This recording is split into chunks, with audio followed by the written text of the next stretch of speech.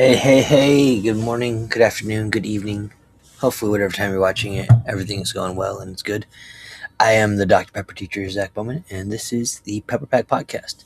Back again for another daily episode of the Pondering Pepper, where we ponder daily questions that just make you go, and then sip a Dr. Pepper. Because why? What else would you want to do during this time but sip some Dr. Pepper? So let's ponder, shall we? Okay, I'm done thinking. I'm thirsty. 1, 2, 23. That's a good one. Well, today was the second day of soccer practice. It went really well. I'm excited for the season. I had a good group of girls on my team, and they all working hard right now. So hopefully this all turns out well for them. But this question tonight, it's one of those ones that just makes you. I literally just read it to my wife before I came down here to get this ready, and she's like, "I don't even know what that means." And I was like, "Yeah, me either. I sure hope someone's online who can help me." But I think Richard, Dario, and Connor are busy tonight. So without any ado further, the Pondering Pepper. Oh, I didn't change that part. Let me change that part because it's going to drive me nuts if the date's wrong. For March 3rd of 2026, the 62nd day of the year, the 62nd question that we are asking. If it all came back around to you, would it help you or hurt you? And all I can hear in my head, I don't even know who sings. I want to say Justin Timberlake, but it's the what goes around, goes around, goes around, comes back around. And I don't even know what that means, but apparently it comes back.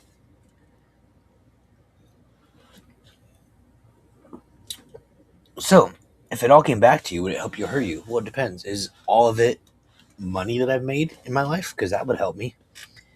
If all my bills apparently showed up and came back, that would probably hurt me. But I honestly think this question is meaning like what you put out, what attitude, effort you give out in the world, the energy you present and give forth, how you're treating each other, which I think ties into yesterday's question of is it better to be loved or is it better to love or be loved? And I talked about how only one of those things is dependent on you, whether people love you or not. I mean, it's great to be appreciated and loved, but you're the one that's solely responsible for what you could do. And so I think that's kind of what this question is going with, saying that I think if what you're putting out is love and it all comes back around, that's going to help you. But if you're just spewing hate and spewing negativity, I think that's going to hurt you if that comes back around, because I've said it before, I'll say it again, I don't deal with Nancy's. If your name is Nancy, I'm sorry, I don't mean you personally, I just mean I don't deal with negative Nancy's. That negativity in my classroom, in my home, when I'm hanging out with my friends, I don't need that negativity. Get it out of here. So, now, if it was all being Dr. Pepper, if it all came back, like all the Dr. Pepper I ever drank, that would help my budget. That would be helpful a lot. So, yeah. I don't know. If you're watching, what do you think? Give me a comment. I'll shout you out. As I ponder this question, if it all came back around to you, would it help you or hurt you?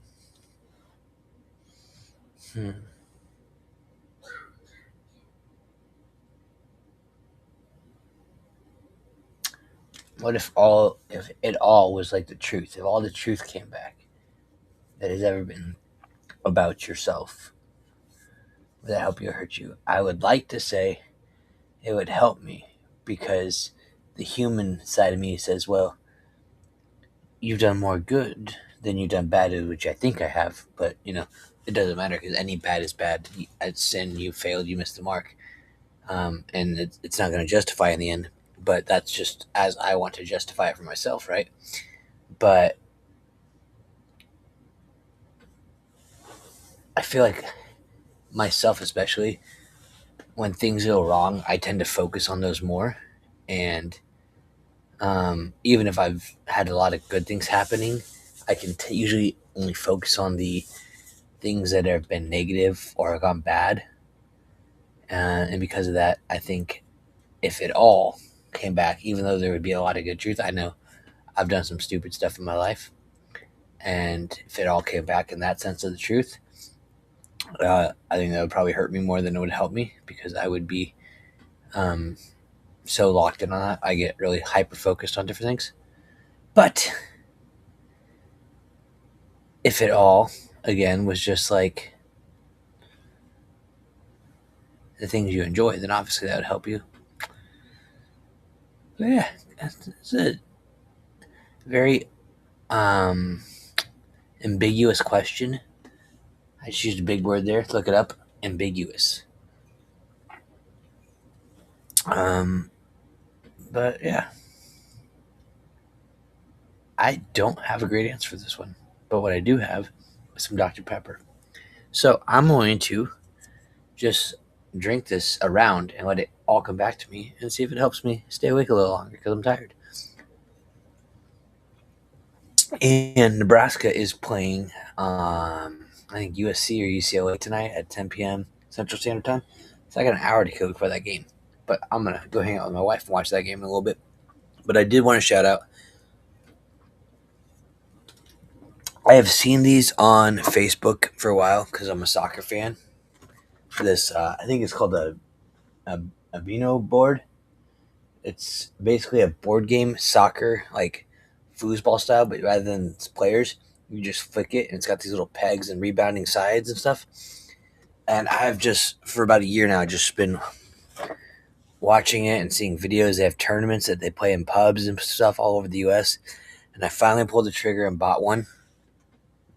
And I love my children, but my daughter was losing her mind.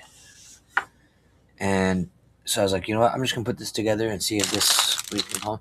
So it comes with these little 2 glass marbles that are soccer balls. You can buy additional ones. You can actually give an opponent a red or yellow card depending on the fouls they commit. So that was cool. A penalty flick toe coin. I don't know the rules for that yet. I have the rule book, but I literally just opened this like 30 minutes ago and put it together. It took about 5 minutes to put together. It comes as a solid wood board with a nice felt soccer field on it. And then it has 10 players for each team. These players are the pegs that guard your goal. They screw in. They don't just set in, so that's nice. They set and screw in. And then the edges and the walls are screwed in little metal pens here with the stretchy elastic that goes around it. And it's the first of 10. There's a little score. You put the marble here and you're flicking it, playing it off the walls, rebounding it. It was quite fun. My daughter does not like to lose. I mean, what kid does? But my wife even got into it. She's excited about playing it. So if you've not seen it, it's Bino, Binho. I highly recommend you check it out. I will say, if this company is ever watching this podcast,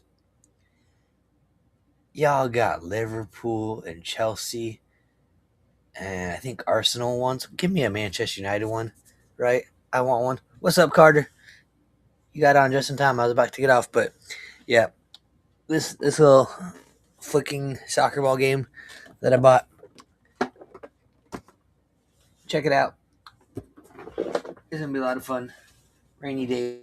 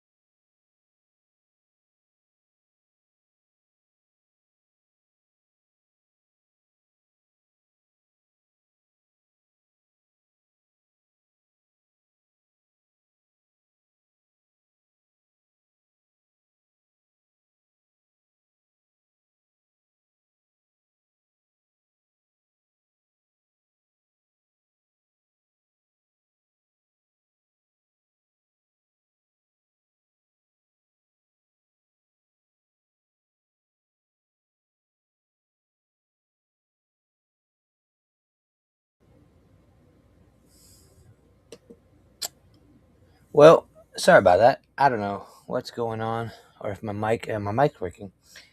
That little cardboard box bumped my cables that plug into my computer, and it decided just to all go crazy. So now you get the up close view of me. I know it's kind of scary, but I'm gonna call it a night because if it does all come back around, I'm gonna need some sleep because it's gonna be crazy. So thank you for tuning in. Please check out our social medias, like, share, follow, comment, subscribe, hit the bell, give yourself a pat on the back. You deserve it. I believe in you. So stay safe, stay caffeinated, be blessed, be a pepper, and until we drink again, we'll see y'all next time.